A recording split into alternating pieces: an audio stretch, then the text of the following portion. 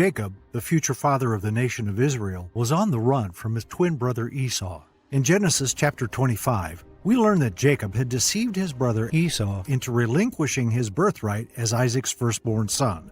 As it turned out, all it took for a hungry Esau to give up his inheritance to his younger brother was an offer of soup.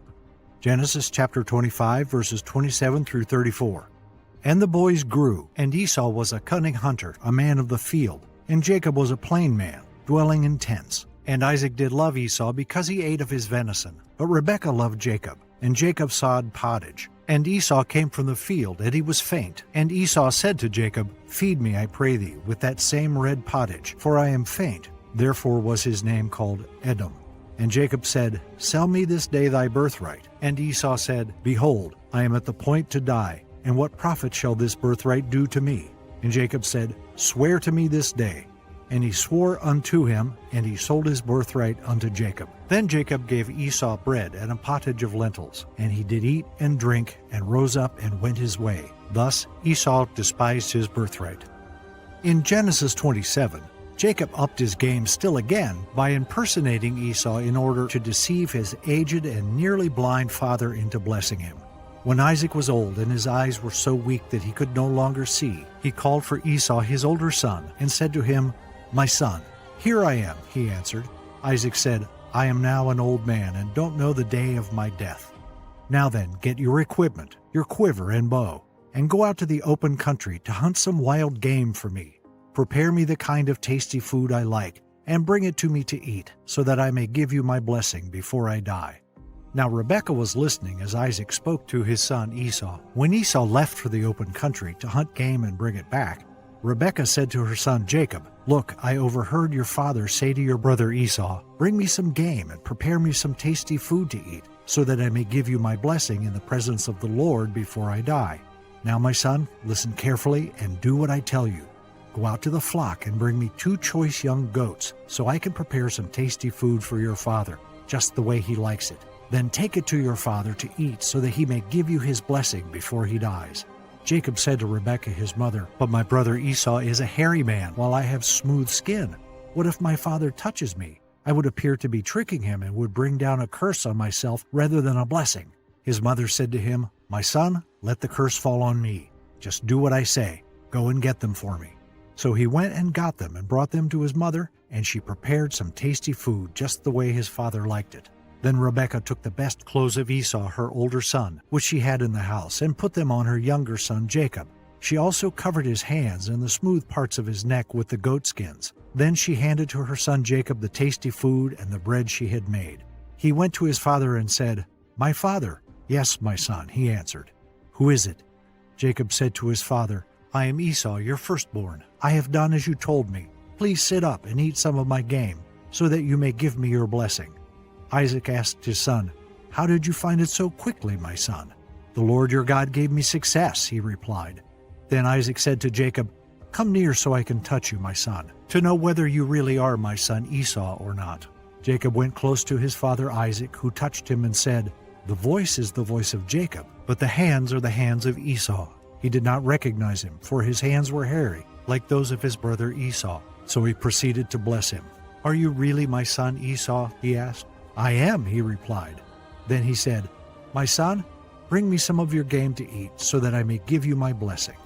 Jacob brought it to him, and he ate. And he brought some wine, and he drank. Then his father Isaac said to him, Come here, my son, and kiss me. So he went to him and kissed him. When Isaac caught the smell of his clothes, he blessed him and said, Ah, the smell of my son is like the smell of a field that the Lord has blessed. May God give you heaven's dew and earth's richness, an abundance of grain and new wine. May nations serve you and peoples bow down to you. Be Lord over your brothers, and may the sons of your mother bow down to you. May those who curse you be cursed, and those who bless you be blessed. After Isaac finished blessing him and Jacob had scarcely left his father's presence, his brother Esau came in from hunting. He too prepared some tasty food and brought it to his father.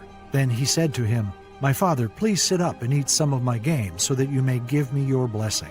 His father asked him, Who are you? I am your son, your firstborn, Esau. Isaac trembled violently and said, Who was it then that hunted game and brought it to me? I ate it just before you came, and I blessed him. and indeed he will be blessed." When Esau heard his father's words, he burst out with a loud and bitter cry and said to his father, "Bless me too, my father." But he said, "Your brother came deceitfully and took your blessing." Esau said, "Isn't he rightly named Jacob? This is the second time he has taken advantage of me. He took my birthright, and now he's taken my blessing." Then he asked him, "Haven't you reserved any blessing for me?" Isaac answered Esau, "I have made him lord over you, and have made all his relatives his servants, and have sustained him with grain and new wine. So what can I possibly do for you, my son?" Esau said to his father, "Do you have only one blessing, my father? Bless me too, my father." Then Esau wept aloud. His father Isaac answered him, "Your dwelling will be away from the earth's richness, away from the dew of heaven above. You will live by the sword, and you will serve your brother. But when you grow restless, you will throw his yoke from off your neck." Esau held a grudge against Jacob because of the blessing that his father had given him. He said to himself, "The days of mourning for my father are near. Then I will kill my brother Jacob." When Rebekah was told what her older son Esau had said, she sent for her younger son Jacob and said to him, "Your brother Esau is planning to avenge himself by killing you. Now then, my son, do what I say. Flee at once to my brother Laban in Haran. Stay with him for a while until your brother's fury subsides. When your brother is no longer angry with you and forgets what you did to him, I'll send word for you to come back from there. Why should I lose both of you in one day?" Then Rebekah said to Isaac, "I'm disgusted with living because of these Hittite women. If Jacob takes a wife from among the women of this land, from Hittite women like these, my life will not be worth living." Combined, these deceptions transferred to Jacob both the physical and spiritual blessings of the family lineage. As you might expect, Jacob stealing this blessing and birthright from Esau caused a bit of tension between Jacob and his older brother. Because of this, the Bible says, Genesis chapter 27, verse 41, "And Esau hated Jacob because of the blessing wherewith his father blessed him. And Esau said in his heart, The days of mourning for my father are at hand. Then I will slay my brother Jacob." Esau meant every word he spoke. Knowing this, Esau's mother, Rebekah, sent Jacob to her brother Laban for refuge. Jacob hoped to find a wife and establish a new life there, safe from his brother's fury, with the permission of his father. Genesis chapter 28, verse 5. "And Isaac sent away Jacob, and he went to Padanaram unto Laban, son of Bethuel the Syrian, the brother of Rebekah, Jacob's and Esau's mother. Jacob decided to camp out under the stars, alone and on the run, with nothing but a rock for a cushion. Talk about a bad night's sleep. But then the story takes a momentous turn. Genesis chapter 28, verses 11 through 22. Jacob left Beersheba and set out for Haran. When he reached a certain place, he stopped for the night because the sun had set. Taking one of the stones there, he put it under his head and lay down to sleep. He had a dream in which he saw a stairway resting on the earth with its top reaching to heaven, and the angels of God were ascending and descending on it. There above it stood the Lord, and he said, "I am the Lord, the God of your father Abraham and the God of Isaac. I will give you and your descendants the land on which you are lying. Your descendants will be like the dust of the earth, and you will spread out to the west and to the east, to the north and to the south. All peoples on earth will be blessed through you and your offspring. I am with you and will watch over you wherever you go, and I will bring you back to this land. I will not leave you until I have done what I have promised you." When Jacob awoke from his sleep, he thought, "Surely the Lord is in this place, and I was not aware of it." He was afraid and said, "How awesome is this place! This is none other than the house of God. This is the gate of heaven." Early the next morning, Jacob took the stone he had placed under his head and set it up as a pillar and poured oil on top of it. He called the place Bethel, though the city used to be called Luz. This is the visual Jacob sees in the dream. But what does it mean? The latter represents the relationship between God and man. It shows that the God who created the universe wishes a close relationship with his creation, particularly mankind, and that he is the one who initiates that connection, discussion, and friendship. Unlike the Tower of Babel narrative, God himself built a staircase that leads to us. God then speaks to Jacob in the dream, saying, "I am the Lord, the God of your father Abraham, and the God of Isaac. The land on which you lie, I will give it to you and to your descendants. Your descendants will also be like the dust of the earth, and you will spread out to the west and to the east and to the north and to the south. And in you and in your descendants shall all the families of the earth be blessed. Behold, I am with you and will keep you wherever you go, and will bring you back to this land. for I will not leave you until I have done what I have promised you. Genesis chapter 28, verses 13 through 15.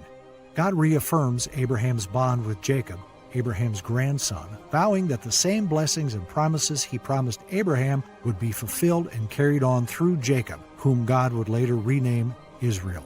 Jacob, who was subsequently renamed Israel, married and fathered 12 sons who would become Israel's 12 tribes. The country of Israel, God's chosen people, would be born from this genealogy, and the promised Messiah, Jesus Christ, God's own Son, would arrive from Jacob's lineage. What is Jacob's response? Having received this vision and promise from God, Jacob immediately recognizes the power and providence of God, who had made himself known once again.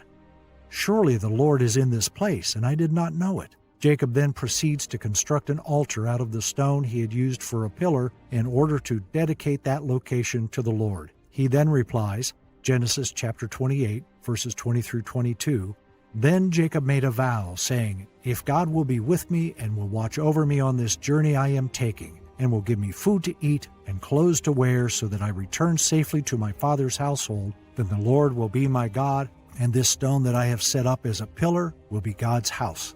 And of all that you give me, I will give you a tenth. As is common in the Bible, God's providence and revelation are followed by a human response. Here, Jacob pledges to make his father's God, and the God of his descendants for all time. While this story clearly represents the covenant made between God and Israel, many biblical scholars believe it also foreshadows the new covenant that would be forged by Jesus Christ's death and resurrection. As Jacob's ladder represented the connection between God and men, Jesus Christ would become the spiritual connection, mediator, and ladder to bridge the gap created by sin between God and men.